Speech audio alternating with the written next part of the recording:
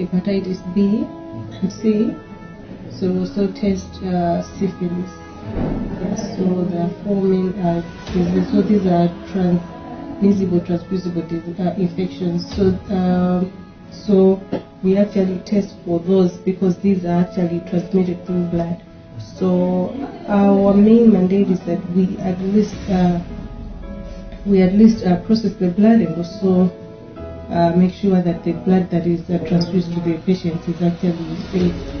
So we actually test for those, and we have very, very reliable machines, and these machines actually detect even when sometimes even when the disease, when the TDI is actually, or the virus is actually on maybe a window period. What measures ensure collected blood is free from contamination and free from diseases? Okay, so it's when the blood goes into the laboratory, it's not just tested once, but it goes through the testing process the first time, and when the results are out, it is retested just to make sure that we have not actually passed the blood that is infected. So it is actually tested several times, and when we found out that when we have seen that maybe the blood has been found maybe with an infection, that blood is tested maybe at least even 3 times just to make sure that we confirm that it is really not good for it to proceed to patients. How does MBDS transport and store blood? We have a laboratory. We have now we have 4 laboratories in our center where we collect blood from blood donors, and the blood is stored there. The blood is stored. We have cold rooms. We have refrigerators where we keep this blood, the blood. But we also have distribution centers in different in different district hospitals, where also when blood is tested, it is distributed to the district hospital so that people are surrounding that district hospitals, hospitals surrounding that particular district hospital can go and collect from the district hospital. Many people say that the Malawi Blood Transfusion sells blood. What's your remarks on that? Those are just myths that are there. Apparently, Malawi Blood Transfusion Service does not sell blood. So what happens is that when we collect blood freely from blood donors, and the blood is actually processed here at the Malawi Blood Transfusion Service. And you agree with me that from collecting to processing, there are several things that and several costs that are incurred. The testing items, the bags that we're using for collection, and all those. So what happens is that the Malawi Blood Transfusion, when they collect that, they distribute to the hospitals. So when the hospitals are coming in to actually get blood from here, they actually pay for, they actually give the service fee, like the service fee that has been incurred on the blood. So for the government hospitals, it is the government that pays for that particular fee. So it's not a person who is supposed to pay for that fee. So when someone goes to the district hospital, let's say, or a government hospital, a person is supposed to pay for any amount of money because the blood there is actually for free. They're not supposed to pay for that. And when also people go to the private hospitals, they're also not supposed to pay for that. The only thing that they pay at the, let's say, private hospital is the service fee that is incurred on the service that has been actually provided for them. So in that sense, that we as Malawi Blood Transfusion, we do not sell blood to people, but it is only the government who recovers the service fee that has been incurred when we're processing blood. Yes. How do you ensure insufficient blood supply in rural and public hospitals? Okay, so each and every, we have a very strong relationship with these hospitals, and each and every hospital has been given a specific day in a week to come and collect blood at the center.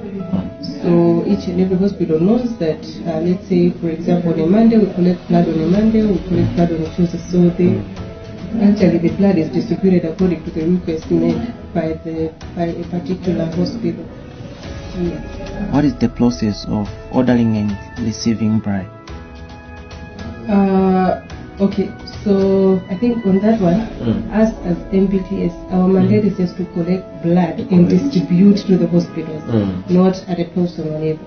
So when we distribute to the hospitals, the hospital also has their own, they have their own system of which a physician would actually request for blood for a particular patient.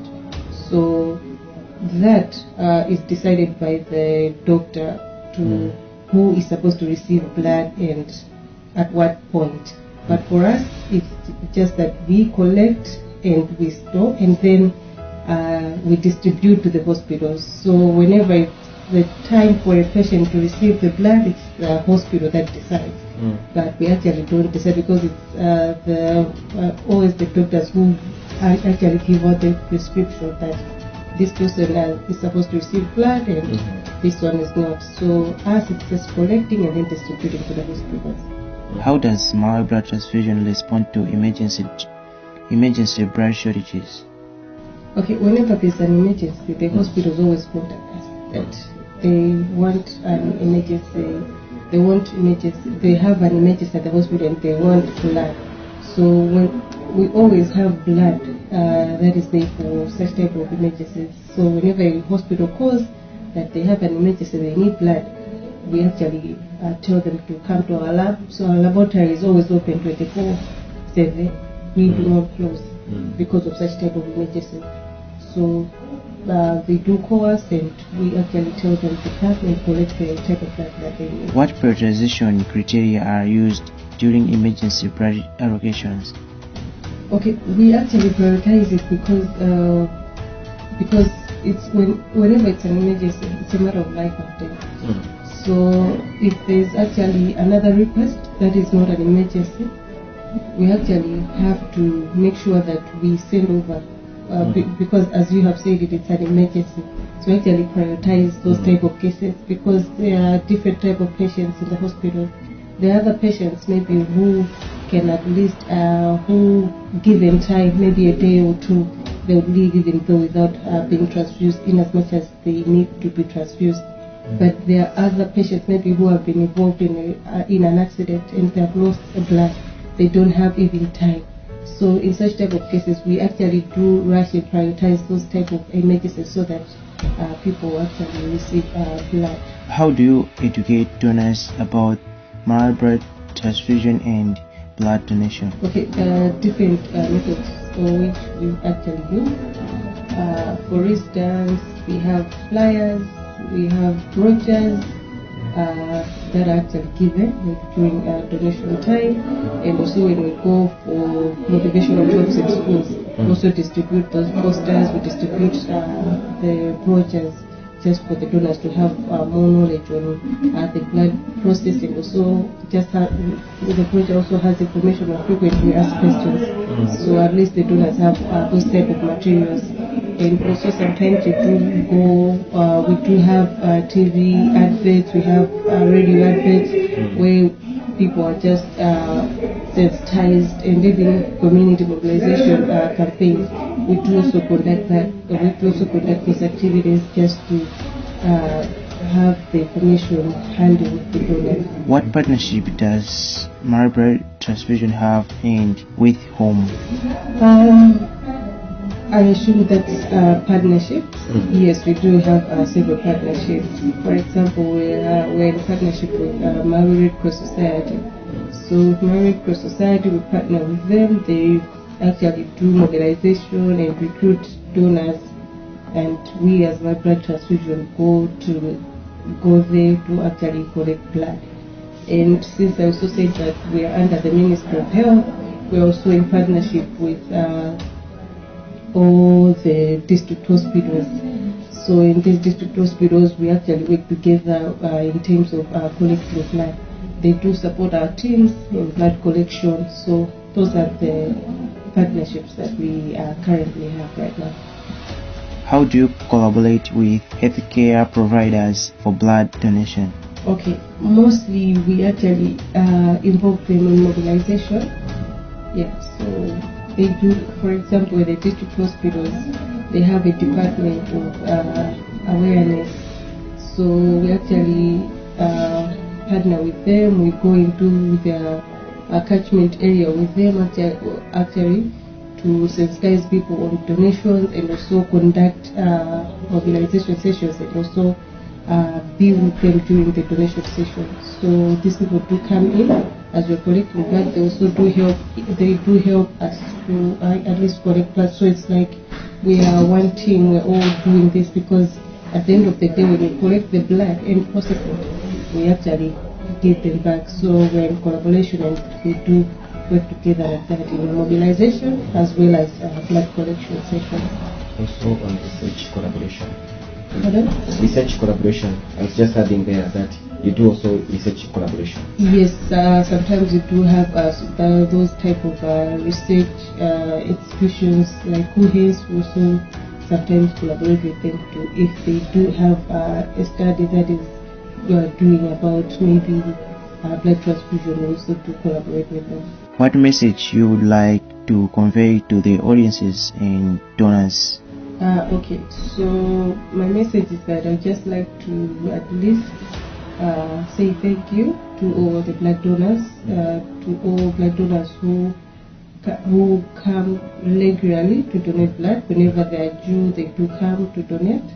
So it's not an easy task that they do. A lot of lives have been saved through their donations. And also like to encourage those that maybe had donated before but they currently stopped to please come forth and start donating blood, so that we save the lives of the people that are suffering and that require blood transfusion in hospitals. This is now the end of our episode for today, whereby I was with Janet Katonda, who is the Public Relations Officer for Malawi Blood Transfusion Service. We should know that the Malawi Blood Transfusion Service plays a crucial role in ensuring a safe and adequate blood supply for patients in need across the country, with a mission to provide quality blood and blood products while promoting voluntary blood donation.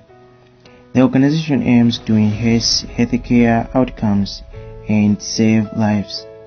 Understanding the requirements and process involved in blood donation is essential for potential donors. This includes knowing the type of blood collected, the frequency of donations, the necessary health screenings, and the measures taken to ensure the safety and quality of the blood supply. By addressing these key aspects, we can encourage more individuals to participate in this life-saving. Until we meet again here on the Fact Factory podcast, you were with me, Ishmael Chimaza. Donate blood, save lives. Bye for now.